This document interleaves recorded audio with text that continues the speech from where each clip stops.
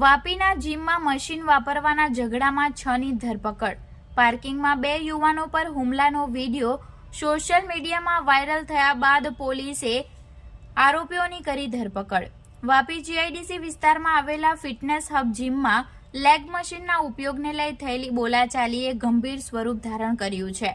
સંદીપ રાજભર અને શોએબ ખાન વચ્ચે મશીન વાપરવા બાબતે થયેલા વિવાદની અદાવત રાખીને શોએબ ખાને તેના મિત્રોને બોલાવ્યા હતા।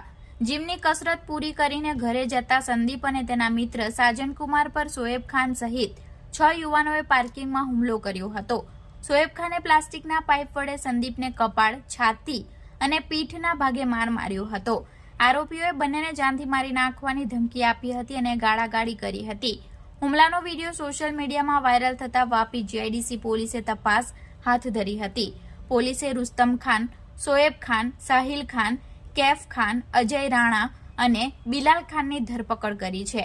આરોપીઓ છીરી અને ઇમરાનનગર વાપીના રહેવાસી છે। આ ઘટનામાં જિલ્લા મેજિસ્ટ્રેટના હથિયારબંધીના જાહેરનામાનો પણ ભંગ થયો છે।